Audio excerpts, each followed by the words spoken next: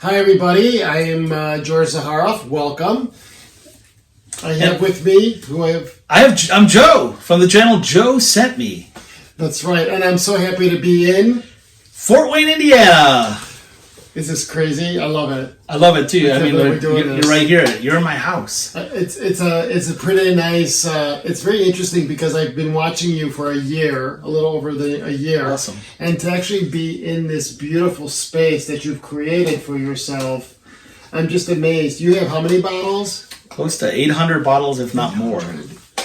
So yeah, and a lot of them are very unique, but we'll get to that. Sure. So why I'm here is that so I've been watching all of the fragrance community, the creators, and you guys are always, and ladies, are always reviewing or talking about other people, their creations, and. Yep.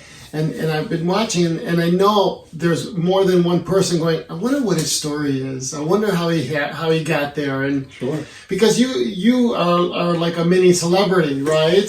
I don't like to think of it that way, but yes. I mean, I guess I am. Right, and such a huge, important part of the fragrance business, especially when it comes to the smaller niche brands like myself, right? And so, and so many... I want to say unknowns, but you know what I'm talking about. Yeah. All over the world. You have a collection here that is from all over the world. Absolutely, yeah. And so I decided to do something called Review the Reviewers. And cool. So hello, hi everybody. Hey everybody. So let's dig right in. How about that? All let's do it. Yeah, thank you. And it's an honor to have you right here in my home. It's an honor, seriously. It's great. Like when you told me you wanted to do this, I was like, I'm doing this. This is exciting. It's a lot of fun, and I've wanted it to do a cross section of different creators. So I don't have any like they're all my children, Sure. So no, I don't have any favorites. I took the little smaller channels to the larger ones, and you fascinate me, by the way, because I see how passionate you are. I love this stuff. With fragrances, yes, it shows. Really it shows. So were you born? So right now we're in Fort Wayne, Indiana. Where were you born? I was born in Romania. Were you? I didn't know that. Okay, go ahead. So I'm Romanian. My wife is Romanian as well. Mm-hmm. So I was born on the western part of Romania. My wife was born on the eastern part of Romania. So the eastern part, because a lot of the Zaharoffs, when they went from St. Petersburg, Russia, when Tsar Nickolas II was overthrown, they fled. They went down to Odessa. They went to the Black Sea, and a lot of them went to Mamaya and Constanza. Yeah, Constanza. That's where she's from. It's Constanza, really? Yeah. That's interesting because I went and actually have relatives there. Yeah. That's and where she's from. Yes, there's Zaharoffs in Constanza, and you're on the west side. I was born on the west side, which is Arad, which was near the border of Hungary. Okay, where's Transylvania? Transylvania is sort of north central Romania, so in the Carpathian, where the mountains are, and all that. So yeah. So you're by the border of Austria, you said? Hungary. Hungary. Hungary. Yeah. So does it have more of Hungarian influence, your part, or is it Romanian through and through? It has some of that too. Like I was born there, but I moved here when I was 2 years old. Oh, so okay. All right. I don't have too much memory of that part of the Romania. Do you have relatives out there still?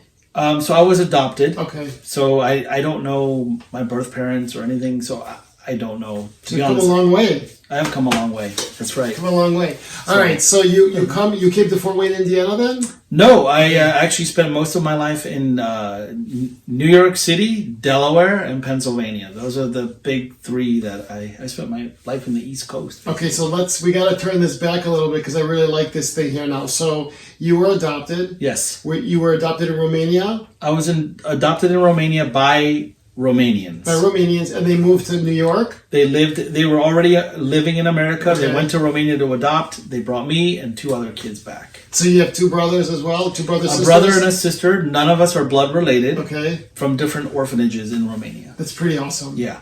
And so where in New York were you brought up or grew up in as a baby? On Roosevelt Island. Oh, really? Yes. Yeah. Oh my God! I see the Roosevelt Island, the tram. The tram, right? Yeah. So what is life like on that? What was it like for you? I was only there for maybe 2 years. Okay. But I do remember the life there. It was sweet. We were in a high rise. My mother at the time was working for Chase and Citibank as well. So she was in the banking. She was doing pretty well, and she had the option to move when they relocated her, and that's how we ended up in Delaware. Like the Wilmington, is that what? Wilmington, Delaware, right? Exactly. Where all the banks are. Is it Citibank? I think it's Citibank. No, it's Chase. That's Chase, Wilmington, Delaware. Bills, my card comes from, Yep. So so your mom was with Chase in Delaware, and how long did you stay in Wilmington? I spent the majority of my middle school, high school, elementary school in there, Delaware, and just a snippet in Pennsylvania. Okay, right over the border, because we were right over the border. So you guys were in Wilmington. You went to grammar school. Now, are you the oldest? I am the oldest. Okay, you're the oldest. You come across as the oldest. Yeah. Very you come with authority. Yeah. Right. Yep. And that's what you do also with your videos. So you come across as the oldest one. Sure. So you were there. You went to grammar school in Wilmington. High school. High school, I did in Pennsylvania in Cannon Square. Okay. And then went back for my senior year back to Wilmington, Delaware. How was that? It was good. It was okay? Yeah, it was good. Yeah. And so, did you do extracurricular activities? I played soccer. So you did soccer? I did soccer, which is very European. It is European. Very European. Yep. I was also on the swim team. Oh, you're a swimmer? I'm a swimmer. Okay. I was until I got fat. And then, and I also was a skier, so I liked skiing. So, like, really active? Yes. Okay. And did you do, like, plays? What did you do any artistic stuff in school? I was not in any of the plays, but I love music. I love musicals. I like singing, but I was not in any of those things. Stage fright was the winner in my life. Like, stage fright won over everything, right? Over everything, unfortunately. And so when I say Joe Jock, you were literally a jock.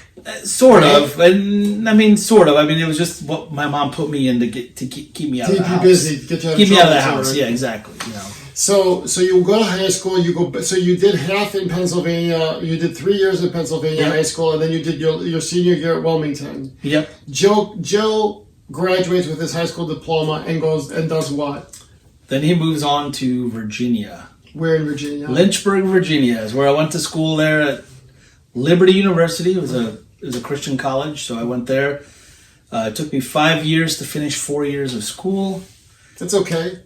And I went there with the idea that I'm going to learn graphic and media arts, but really I wanted to learn audio production and recording and all those things. Well, that didn't happen there. In my senior year of college, someone goes and says, "Hey, if you want to do audio, you need to go to this school in Orlando, Florida." So I went to this school in Orlando, Florida called Full Sail, which is a production school. I've heard that. It's a very famous school, right? It's a very famous school. Big school for for production, audio recording, and they basically cover 4 years of material in 1 year. Wow! And so you did 5 years at Liberty and 1 year in Orlando, Florida, Winter Park. Yep. You know, your parents must have been then very, very supportive of your endeavors, if that's what you wanted, right? So yes and no. It's financially they were not able to support. Okay. But I did have to work for it, and I'm still paying these loans. Okay. Full Sail cost $50,000.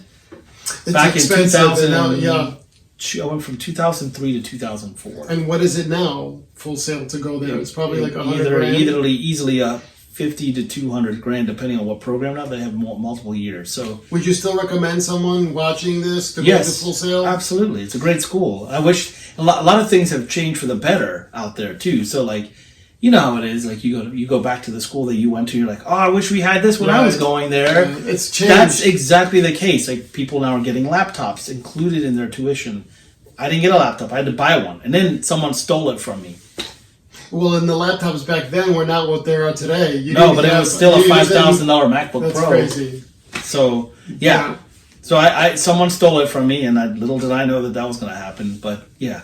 So, so hold on. So you go, first of all, I'm sorry for your loss. Yeah. If anyone has said for you, I want to validate your loss. Cue the strings. So did you, so you go to Full Sail, you graduate from there. Yep. You're done. Yep. What does Joe do? From Full Sail, I got hired immediately at the current job that I'm at right now, which is I'm in music technology. I work for a very well-known, privately owned music technology store in Fort Wayne, Indiana, known as Sweetwater Sound. Really? Sweetwater Sound, yep. And I've been a sales engineer. That's the name that we get here. I've been a sales engineer for Sweetwater Sound for over 15 years. I'm going on my 16th year. So I got hired on the spot from that school.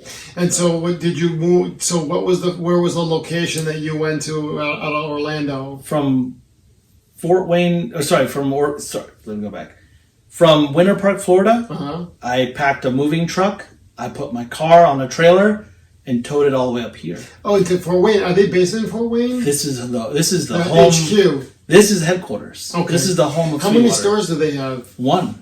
This is their headquarters. This is the headquarters. This is it. Okay. This is it. This is the call center, tech support, the warehouse. Everything ships. Everything happens from right here. That's wild. Just 3 miles up the road from here. All right. So you're at Sweetwater, and you're here for 15 years, and so you're obviously married. Yes, I am. Yeah. Wait, when you came here, you didn't know anybody, right? No, I didn't. I was single I was single up until my early 30s, and I met my wife. We weren't looking for each other. Mm-hmm. I met my wife on Facebook, and again, that's a cool story in itself. But we were not looking for each other, and in a nutshell. Yes, I get it. Here now. Go ahead. Okay, in a nutshell. I get a friend request from somebody I did not recognize. And that was back in the day when Facebook would say, hey, you might know so-and-so, so go ahead and add this person as a friend. Mm-hmm. I don't know why this person added me, but it's possible that we may have had a distant mutual friend, possibly. And in the process, I go through looking at his list of friends to see, do I recognize anybody? Is there anybody that I recognized? I saw her there, and I was like, man, she's hot. Yeah, she's beautiful. I liked her a lot. And yes, I liked her. I liked her because she was hot for the wrong reasons and everything, but then you fell in love with her. I fell in love with her for everything else. Right? Everything else. Absolutely. And she is the love of my life, and I really do love what she really supports me. Yes, and what I love is the synchronicity of finding somebody where you go, what if I didn't click? What if I didn't have this common friend? What if? Right. But it was meant to be. It was meant to be. And you're a good person. Thank you. You're a good guy. You have a good aura. And I could see why a beautiful woman, would find kind of like strength in you, like security, not that, you know what I mean? Like, I can see that. Understood. Yeah. Meeting your wife, how you guys are paired together. So that's awesome. So you got married in what year? We got married in August 20th, 2011. Oh, so it's going to be almost 8 years. It'll be 8 years in August. Yep. And your parents are still in Wilmington, Delaware? Where do they live? My mother lives in King of Prussia. Okay. Which is where Near Guys, it used to be, his fragrance perfumology used to be in the King of Prussia Mall. But my mother lives in King of Prussia. My mom and dad split when I was still living in New York. Okay. So they had been divorced for a while. Oh, so did your mom remarry? She never remarried. That's something very European. Yeah. That they divorced and never remarried. Yeah, never remarried. And she's European, of course. Or maybe I'm being more blanket, because a lot of the Europeans with me on my side is that they would get divorced and they would never get remarried, which doesn't make sense nowadays, right? Yeah, I think for her she's probably over with men. She was done. She was done because that was her third marriage anyway. So. Okay, and your dad, did he end up getting remarried? No. Okay, are they both alive? I don't know about my dad. Okay. I really don't know where he's been since, I think my senior year of high school was the last time I saw him. So your mom was a single mother raising you guys? Yes, and there's actually more. Yes, so she actually adopted a total of 4 kids eventually. Okay. So me plus 3. And she started a foundation for adoption. Wow. It made a big splash in the news back when it was in the 90s when you didn't do these kind of things. In Romania the adoption thing was huge, and I think we even made it on 2020. It was just pretty cool. So Ceausescu, right? Ceausescu was the moment that all went away in '89, December of '89. I think was the revolution. Right. My mother decided, okay, let's start a foundation for adoption kids, and she helped several families bring Oh my God, that's awesome. Bring kids from Romania, from that communist area. You know, we never know how one thing can touch another, and how your mother, just by doing what she did, has changed the ripple effects of those blessings. Like, of course, yeah. I mean, she did it at first, and you know, she adopted us 3, and then she decided later, you know, let me help other people, because other people are asking, like, how do I do it? And so she started a foundation to help people with that, and that foundation is no longer around, but she still made an impact. Of course. And you know, even though the foundation might not be around anymore, imagine someone saying, wait, I could do this in China, I could do this in South Korea, I could do this in Africa, just because your mom did it. Like, you really don't know the true ripple effects of the inspiration, inspiring others to do the same in different parts of the world. And that's right. It's becoming an inspiration to help others, and that's what it's all about. So. Well, speaking of inspiration, so what was your first fragrance? Do you remember your first exposure to fragrance in your childhood, or your timeline, or like, do you remember that? I have a lot of memories. Like, and for me, like, that's the power of fragrance. Is the memory that you can literally remember where you were, what you did, the mood you were in. Everything. So I have different spots in my life that I remembered fragrances in. Right. Some of them were not so good spots. So we'll kind of steer away from those spots. Let's stay with the positive. But let's stay with the positive. What was your first? Okay, so then what was your first fragrance, like in high school, or like how far back can you remember like a fragrance? Well, so it's not necessarily what I wore; it's what others wore. Okay. And so I remembered some of these things. Like, for example, my best friend in middle school, his mom always wore White Diamonds by Elizabeth Taylor. And I don't know what it was about it. It was very rich back then. You know, I'm sure it's been reformulated probably a million times already. But I remember that smell. And so I felt like there was a comforting aspect to that. Right. So White Diamonds, I remember. I remember also in middle school, I had a teacher, back when they had smoking lounges for teachers back then in elementary school, sorry. My teacher wore Vanilla Fields, but she was a heavy smoker. So heavy that she'd literally come into class and blow her final puff of smoke in the class. But what it smelled like was tobacco and vanilla, smoky vanilla. And I actually liked the smell, even though it was, cigarette smoke to me is not pleasant, but the smell of the combination of her sort of cheap vanilla plus her cigarette smoke, there was something about that. My math teacher in high school wore Polo Green for Men, and that stuck with me forever. I love that scent. And so these are things I just remember. I remember Tommy Hilfiger, like the Tommy boy, like, the first fragrance? Yes, the first Tommy. It was like a freshie. Everybody in high school, or Curve, or like Liz Claiborne, right. Curve for Men. That was those were big. Hugo Boss, which I have a Hugo Boss behind me. Hugo Boss, like the original Hugo Boss. That was a freshie that everybody just like. So I have memories associated with those kinds of things, and I have not so good memories associated with, for example, Dior Fahrenheit. Okay. That's why to this day I don't care for it. That was a tough one, like Dune, like those the Dune, Canoe. That was hard. Those were some of the challenge, and it's a beautiful fragrance. But I understand, just to say that I am with you on that one. I understand why you feel that way. And so, what was your first fragrance, though? Do you remember? You know what? I don't want to feel like I've been influenced by watching your interview with Mr. Cologne. Okay. But believe it or not, my first fragrance, I will say, and I'll still remember it, was Pierre Cardin. Okay. I had a little bottle that looked very phallic, with the round, ball. looked like a mushroom. Do you know who else said that too? Is TLTG. Oh, really? Ross said that too in his interview. My father had that. I think they must have sold a gazillion of those Pierre Cardin fragrance. Sears, I think is where I got it. Big. That was my first fragrance that I can remember in my mind.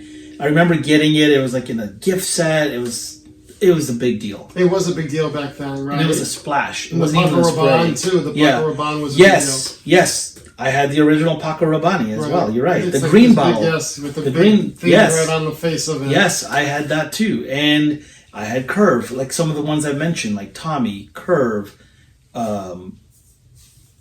Hugo Boss, just the original Hugo.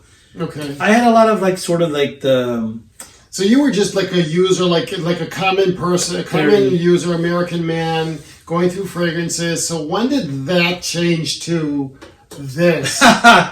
Yeah, that's funny. Because like, these are some very beautiful, very expensive, very niche, beautiful fragrances. Yeah. It's absolutely beautiful. It's beautiful. Like, so, yeah. When you see all this stuff, it's beautiful. My love for niche fragrances began actually when I started making money. Because, and I'm talking like real money. Oh yeah, did you pick up my girl? Oh, you picked her up. We need to talk about that, but go ahead. Yeah, we'll talk about her. We'll talk about it. Go ahead. My love for my love for like niche and like was really when I first of all when I could afford to buy niche, right? And when I got out beyond the walls of Fort Wayne, because let me tell you, sadly, Fort Wayne has nothing niche in it. Nothing. We now have a basic Tom Ford at Von Maur. But Von Maur is here just recently, right? 5 years? Within the past 5-7 years? Actually, no, they've been here since I've been here. So, okay. Yeah. So they've been here a while, but they're just a little too afraid and to be risky and to go into carrying some niche. So you guys have Von Maur, Macy's? We have a Macy's, but it's very Dillard's? basic. No Dillard's. That's a Southern thing. What else? We had a actually Marshall Fields? No, but Marshall Fields is gone. Yeah, we had. I think we. You guys had Marshall Fields? Here? Yes, Yeah. I remember, and that Marshall Fields got replaced by another store which Macy's. closed down. Not Macy's, but another store that closed down. Okay, Bon? It might have been Bonton, the Bon? right, but it's the sister store of Bonton. Bon Marché? No, it was one of those things. Okay. It was part of that Bonton family. Right. You're right. It was part of that Bonton family, and they completely closed down. I totally forgot the name. I'm sorry. We're not disparaging anything, but it's sadly some of these places just closed. You guys just have Macy's here and Von Maur, and that's it. There's no Nordstrom. JCPenney. No, okay. Yeah, we have a JCPenney which has a Sephora in it. That's the only Sephora we have in all of Fort Wayne. We have 2 Ultas, but again, it's all designer, nothing spectacular. Not against designer, by the way. But you have the world now because you have YouTube and the internet, so you were able to. So, what was your first fragrance of all of this here? 800 bottles. Do you remember my first bottle niche? Of the collection? Yeah. Well, my first niche is actually above your head. It's the Creed Aventus back there. That was my first one, and I remember when I bought it. My wife and I were on a cruise. Yeah, my wife and I were on a cruise. We were in St. Thomas, and I bought it there. So, you have some beautiful fragrances. Oh, Chanel Cormandel is amazing. He just picked up Chanel's Cormandel. All right, so the first was the Creed Aventus, and at that time was what, the $300 fragrance? It was expensive. It was very expensive. It's expensive for a lot of people. And that was back in around the time when it first came out. First one was Creed Aventus, then I got into Bond Number 9, which behind it's right here. Yeah. See, I even decided to learn it right here, yes. Yes, so the Bond Number 9 over there, the one I got was the Centerpiece from Man. So I was kind of digging the DNA of that sort of fresh, woody, aromatic kind of thing, which Creed had with the Aventus. But Bond Number 9 added, the Centerpiece added a juniper note in it that kind of changed things a little more. It wasn't all about the pineapple, although it did have some of it in it. But what changed? So what changed between having a bottle of Aventus, a bottle of Bond? What was that huge shift where you went to this? Oh, you mean to what you see behind me? Yes. Like and what inspired you to get online and do your channel? Okay, so first of all, my wife inspired me. Okay. Because I was producing her shows online. Okay. So she has a makeup. She has a makeup show. Okay. And she does it all in Romanian. And so her channel Beauty by Lumi And then we also had Lumi's Life, which was our vlog channel. So whenever we traveled, we vlogged our life, and we did a little something there for that.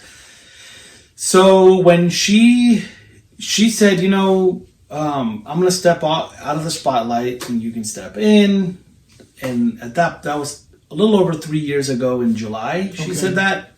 So that's when things really, really took off for me. I just started watching a couple people just to kind of see what they're doing. I saw Steven, I saw Brooklyn Fragrance Lover, and I saw Jeremy Fragrance. Those were the three that I paid attention to the most. Right. And here we are today to this. So all of these have been accumulated over the course of 3 years. 3 to, maybe 4. Maybe around 4 years. And 3 to 4 years. Let's just say 3 to 4 years. And so you had just said to me now that you actually take and help unknown brands from overseas, help them find, you trying to help them find distribution, or to try to bring more awareness, right, to these things. I have to tell you, Barney's New York had carried a lot of the exclusive fragrances, and we were supposed to open them up, and they filed bankruptcy a week later. And so I was wondering how these small little niche brands that, first of all, probably didn't get paid from Barney's right before the Christmas holiday. Sure. But also, like, just having the 7 or 8 locations in the United States completely wiped out. And so I think that it's great that you're doing this for them. Yeah. Well, and so it all started, and I should tell you how this all started. First of all, my first time going to Essence, which was I went there 2018. That was life-changing for me. Okay. At that time, I maybe had been on the air for maybe a year and a half. And what changed my life was meeting the people face to face, meeting the brands, meeting the distributors, meeting the perfumers, seeing all this stuff in one place and discovering these amazing brands. Some of them that are well known, some of them are not so well known, some of them that maybe just started and they're there to showcase to the world what they're about to release. And Essence, for those of you that don't know, is a trade show, and it's the world's largest at this point of fragrance niche artisan fragrance show based in Milan. In fact, they've already outgrown the current place that they're in now, and they're going to be in a completely new place for this 2020 year. And that first Essence for me changed my life. And while some people are, oh yeah, you came home with a ton of bottles, and that to me was not nearly as big of a deal to me as the relationships that were with the different companies, the relationships that I created while I was there. Right. These are companies, some of them that I've never met face to face. These are companies that I've already collaborated with. They've sent me stuff to do reviews, but I was finally able to meet them, to thank them for really investing in my channel and trusting me to help them out, and introduce their art to the world. Absolutely, and I felt like it was a family reunion, in a way. I felt like it was something really special about that, and that was, for me, like I said, it was life changing.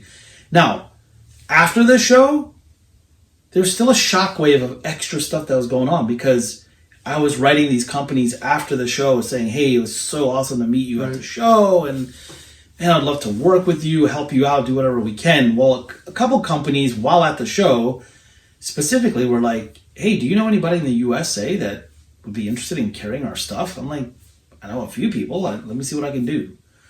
And, for example, Joe from Door Perfumes. The owners of Door in Pasadena, California, who I love too. Glendale, sorry. Yeah, Glendale. Is it in Pasadena? No, they're in Glendale, California. Glendale's in Los Angeles. Okay. Yes, so in Pasadena is sort of an outside area. I'm getting mixed up. Go ahead. It's all right, but Joe from Door, for example, we've been buddies for a little while before I went to the show.